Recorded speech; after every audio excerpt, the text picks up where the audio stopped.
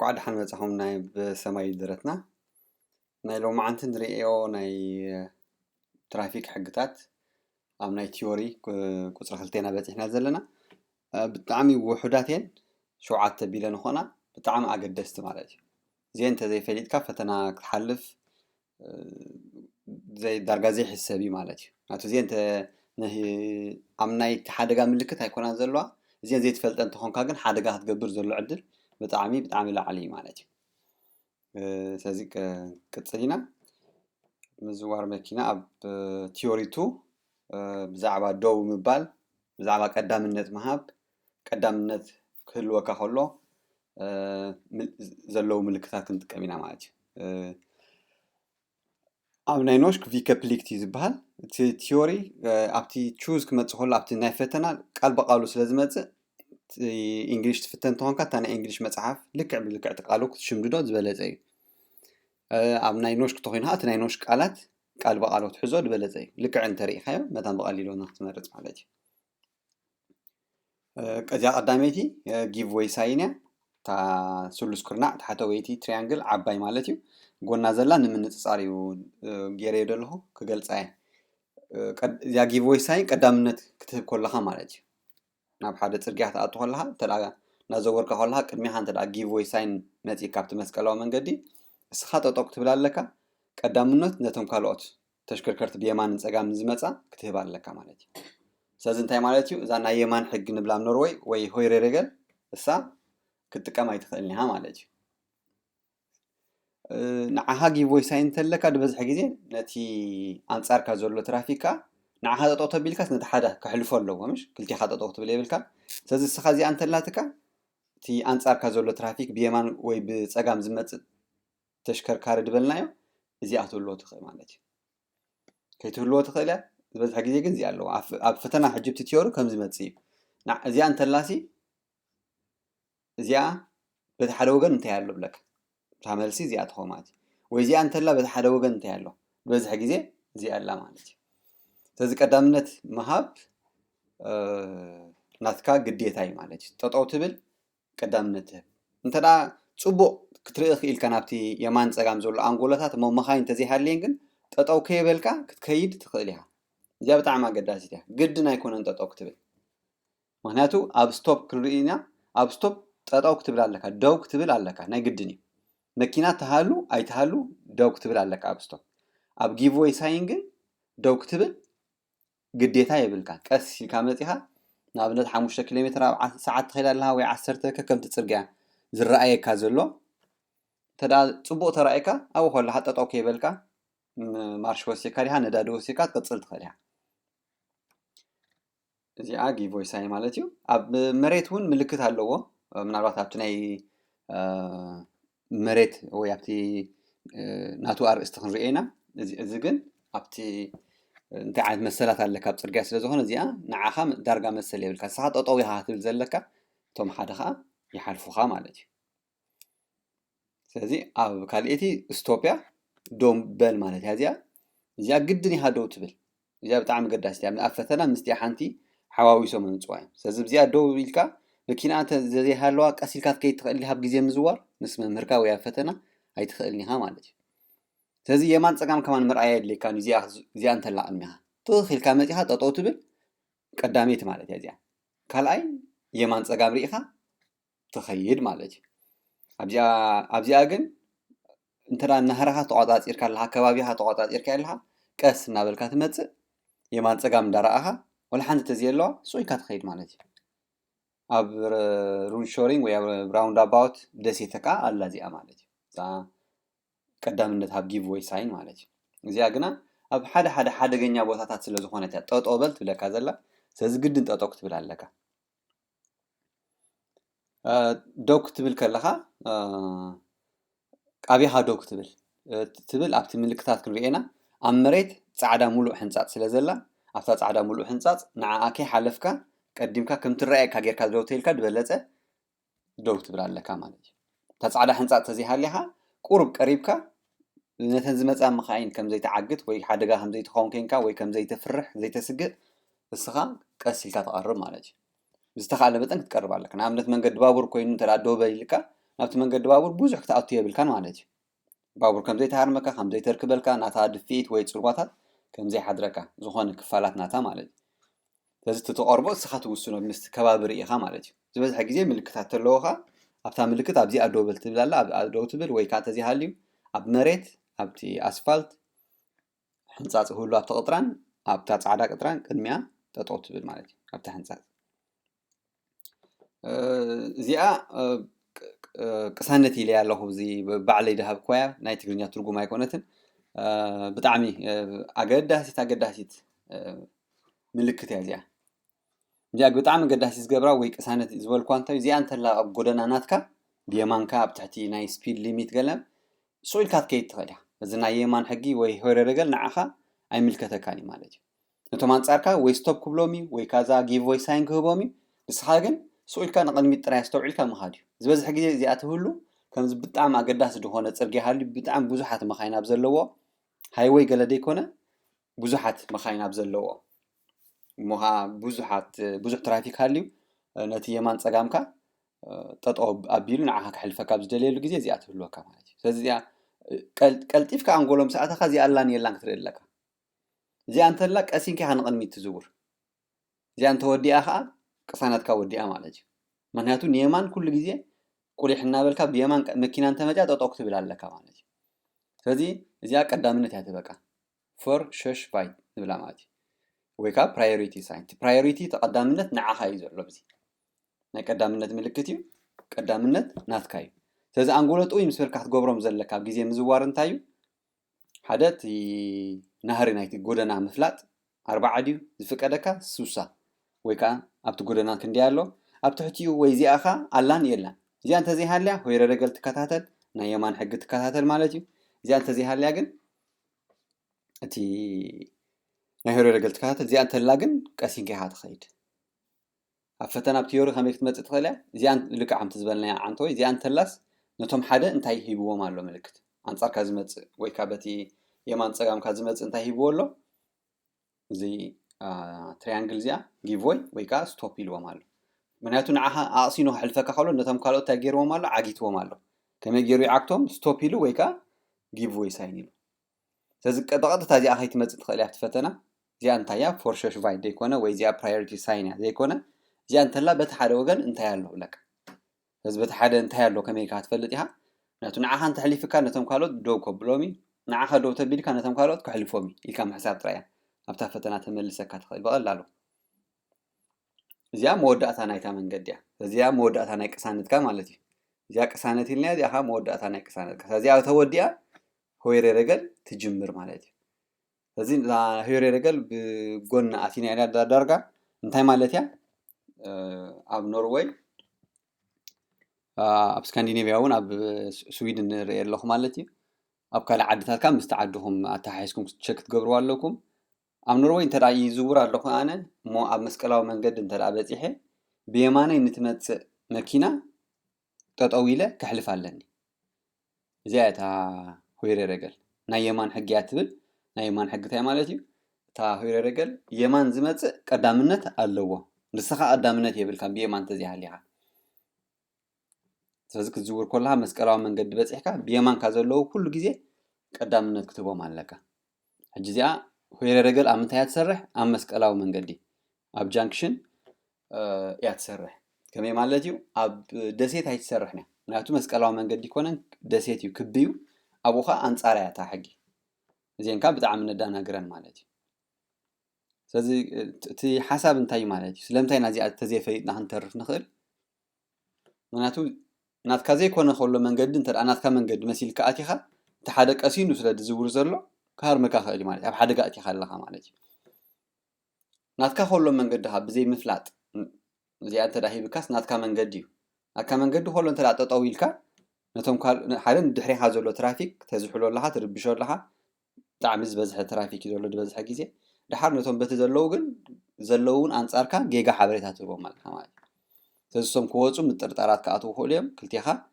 ኣብ ሓደጋት ኣቱ ትኽእል ስለዚ ናትካ እንተ ኮይኑ ወሲንካ ናትካ ምዃኑ በትን ትገብሮ ናህሪ ኣመልኪትካ ትከይድ ኣለካ ጌጋ ተረዲእካ ግን ንኣብነት ናትካ መንገዲ ሆሎ ስለዚ ሓለኻይ ስለዚ ኸበርካ ቀዳምነት ነቲ አንጻር መኪና ዛ ጊቭዌይ ወይ ስቶፕ ዘላቶም አይትቦም ኒያ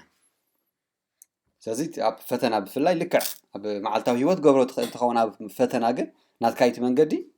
ርኢኻ ትውስን ማለት እዩ ናትካ ሙሉእ ትሕዞ ኣለካ እዚ ድማ ነቲ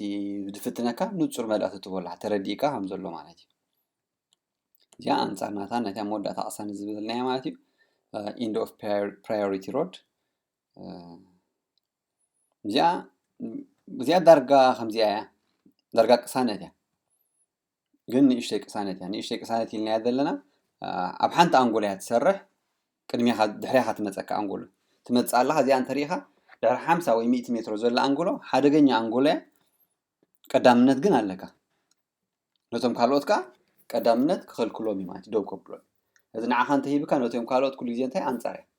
ንዖም ተሂብዎምካ ንዓኻ ክልክለካ ስለ ዝኾነ እዚኣ ንእሽተይ ቅሳነት እያ ግን ኣብዚኣ ዘይተቐስነሉ እንታይ እዩ ሓደገኛ መንገዲ እያ ስለዚ ክትከይድ ከለኻ ምናልባቶም ሓደ ካልእ ክርድኦም ይኽእል ስለዚ ናይ የማን ሕጊ ኻ ብዚኣ ትሰርሕ ኒያ ማለት እዩ ምክንያቱ ንስኻ ቀዳምነት ኢኻ ትወሃብ ዘለኻ ስለዚ ክትከይድ ከለኻ ብየማንካ ንዝመፅእ ንስኻ ካብታ ዓቢ ጎደና ኢኻ ዘለኻ ኣብዛ ዓቢ ፀሊም ኣለኻ ንበሎ በዚ የማን ንዝመፀካ ቀዳምነት ከይሃብካ ተኺልካ ትከይድ ኢኻ ማለት እዩ ንዓኻ እዛ ምልክት እዚኣ ተነጊራትካ ክትፀኒሕ እያ ንዕኦም ግና እንታክትወሃቦም እያ ብዛ አንጎሎ ማለት ምስ መፀ እዚኣ ምልክት እዚኣ ተተኺላ ክትፀኒሕ ወይ ኣብቲ መሬት ብፃዕዳ ፃዕዳ ተሓንፂፆ ክፀንሕ ወይ ስቶፕ ከዓ ተፃሒፉ ክፀንሕ ክኽእል ማለት እዩ ወይ ከዓ መስመር ናይ ስቶፕ ላይን ክትፀንሕ ትኽእል ስቶፕ ሕጂ ኩሉ ግዜ ብታቤላ ኣብ ዓንዲ ተተኺሉ ክንፅበዮ ይብልና እንታይ ዳ ኣብ መሬት እውን ተሓንፂፆ ክፀንሕ ይኽእል ወይ ተፃሒፉ እውን ክፀንሕ ይኽእል እዩ እንተዳ ሕንፃፅ ርኢኻ ስቶፕ ማለት እዩ እንተዳ እዛ ኣሮ ኮይና ብፃዕዳ ዘን ፃዕዳ ናይ ውሽጢ ጥራይ እዮም ድስእልዎን እሳ እንተለኻ ጊቭ ወይ ማለት እዩ ቀዳምነት ክትህብ ኣለካ ማለት እዩ ስለዚ እዚኣ ንጥቕላል ክትከይድ ከለኻ በዚ ወገን እዚ ናትካ እዩ እቲ መንገዲ ቀዳምነት ናትካ እዩ ማለት እዩ ኣብዚ ኸ ልክዕ ከማኻ 212 ኣብዚኻ 214 እዚ እቲ ናይ ተቑፅርታት ካብቲ ናይ ስታተንስ ቫይቨሰን ወይ ከዓ ናይቲ ናይ መንግስቲ ናይ ፅርግያ ምምሕዳራት ዝመፀ እዩ ስለዚ 212 ቀይሕ ኩሉ ግዜ ምስ ሓደጋ ምስ ደው ምባል ኢና ነተሓሕዞ ስለዚ እዚኣ እንተሪእናያ ኩሉ ግዜ ክንዝውር ከለና የማን ኢና ንዝውር ኣብ ኖርዌይ ዓዲ እንግሊዝ ፀጋም እዮም ዝውሩ ንኣብነት ወይ ደቡብ ኣፍሪቃ ንበሎ ስለዚ እንተደኣ የማን ዝውሩ ኮይኖም ንሕና የማን ንዝውር ስለ ዝኾንና እዚኣ ምልክት እዚኣ ብየማንና እንተደኣ ፀኒሓትና ዓይነት እያ ንዓና ትምልከት ማለት እዩ እዛ ቀያሕ ዓይነት ንዓኻ ትምልከት ማለት እዩ ስለዚ ቀይሕ ማለትካ እስኻ ቀዳምነት የብልካን እቲ በንፃርካ ዝመፅእ ዘሎ ትራፊክ ግን ቀዳምነት ኣለዎ አንፃር ማለት አንፃር ዝመፅእ ዘሎ ኦንካሚንግ እንተደኣ ኢልና ያሬታ ኦንካሚንግ እንተደኣ ኢልና እቲ ዝመፅእ ዘሎ ኦፖዚት ትራፊክ ኢለ ኣለኹ ብዚ ናተይ ትርጓሜ እዩ ክትተሓዘልና ምናልባት ኦንካሚንግ እንተኢልና ግን በቲ ሓደ ኮይኑ ናባኻ ዝመፅእ ዘሎ ትራፊክ እዚ ማለት እዩ ፀሊም ሂብዎ ኣሎ ስለዚ ሙላቅ ቀጠልያ ዘይኮነ ስለምንታይ ንድዒ ግን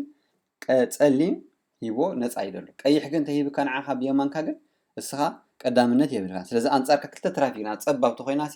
ንክልቲኻ ዘይተእትቱ ኮይና ብፍላይ ብዝበረኻታት እስኻ ጠጠው ትብለሉ እሱ ሓልፍ ማለት እዩ ቀዳምነት ናይ አንፃር ትራፊክ ኦንካሚንግ ትራፊክ ኣብዚኣኻ ቀዳምነት ብየማን ስለ ዘለኹ ኣነ ፃዕዳ ሂብኒ ኣሎ ሕራይ ፃዕዳ ትርጉሙ ኪድ ማለት ከይከውን ይኽእል ወይ ገለ ግን እታ አንፃር ቀይሕ እያ ዘላ ስለዚ እንታይ ክርዳእካ ክእል ኣብዚ ኪድ ማለት ፀሊም ኢልናዮ ኣብዚ ፃዕዳ ወላ ሓንቲ ምክንያቱ ብዘየገድስ ነቲ አንፃር ትራፊክ ግን እንታይ ሂብዎ ኣሎ ቀይሕ ሂብዎ ኣሎ ጠጠው በል ማለት እዩ ቀዳምነት ነቲ አንፃርካ ዝመፅእ ዘሎ ሃቦ ማለት እዩ ስለዚ ኣነ እንተደኣ ቅድሚየ ርእያ እዚኣ ብየማነይ ወገን ስለ ዘላ ንዓይ ቀዳምነት ትወሃበኒ ማለት እዩ ስለዚ እዚአን ክልቲአን አንፃር እየን እንታይ ማለት እዩ ኣነ እዚኣ እንተደኣ ኣላ ብቅድመይ ነቲ አንፃረይ እንታይ ክህቦ ኣሎ ጠጠው ከብሎ ኣለዎ እዚኣ ክህቦ ኣለዎ ማለት እዩ እሱ በዚ ክመፅእ ከሎ ጠጠው በል ብሎ ኣንዓይ ከዓ ሕለፍ ብለኒ ማለት እዩ ስለዚ እዚአን ክልቲአን ተመሳሰልቲ እየን ነቲ ሓደ ጠጠው ተቢልዎ ነቲ ሓደ ከዓ ዝሕልፈሉ ኣገባብ እየን ማለት እዩ አይ ሆፕ ተረዲአናኹም ክኾና እዚአን ብጣዕሚ ግን ኣገደስቲ ስለ ዝኾና ደጋጊምኩም ረእይዎን ኣብቲ መፅሓፍ እውን ዘሎ መግለፂ እንተደኣ ርኢኹሞ ዝበለፀ ማለት እዩ ምክንያቱ ኣብቲ ቃላት እሱ ተሪኢኻዮ ብቲ ፈተና زيادة نختملسو عدل سلازبكا مالتي كابت تيوري فتنا نلعل جن أم زوار بتعمي أقدستي كوين سمعنا مالتي مناتو نات كادي قدامنت زينات كادي تفلت تخونكا كتزور بتعمى عشقاري لازم نمتقيال أنقولو أمتاك تقال لنا خل أنقولو توي كتب الكلها قداموت كترين زلكا نهرخا خنديك تزورن انتاي ملكت كالون عها انتاي ملكت مالتي زين هالوادي زبز حق زي درجة أي قط مكاني إذا حدا جنيا بوتات خويني كان دقن زي الله دي أيلا هتو زي أنت لا كاسين كات كيدها زي أنت زي هاللاجن هو رجل يمان كان دحلها كيدها أب هو رجل قرب عمق كان بلا يمان حقي اللي هذا اللي هنا تيترجمه أب نيمان حقي انتي مالتي كزور كلها كم يجر كان يمان حقي تخبره اوكي زياري خلها كاسين كات كيت صنحكا امون غشعو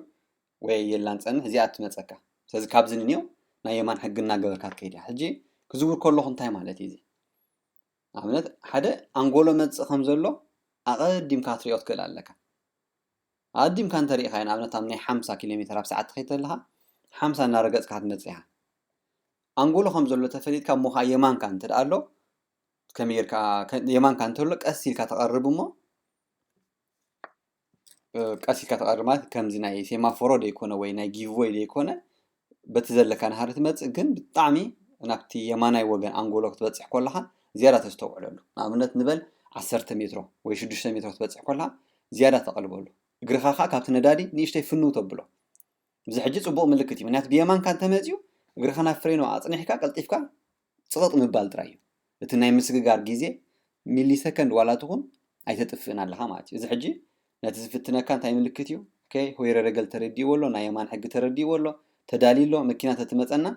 መድሓነና መሓዘ ፍሬኖ ማለት እዩ ተዳ ሶይልካ ትኸይድ ኣለኻ ግን እሞ ቁልሕ ከይበልካ ኣይ ተረዳእከን ኣሎ ማለት እዩ ሲ ሓደጋ እቲ ቁልሕ ማዕረ ክንደይ እዩ እቲ ቁልሕ ነቲ ኣንጎሎ ብዝተኸኣለ መጠን ቁሩብ ከባቢ 4 ሜትሮ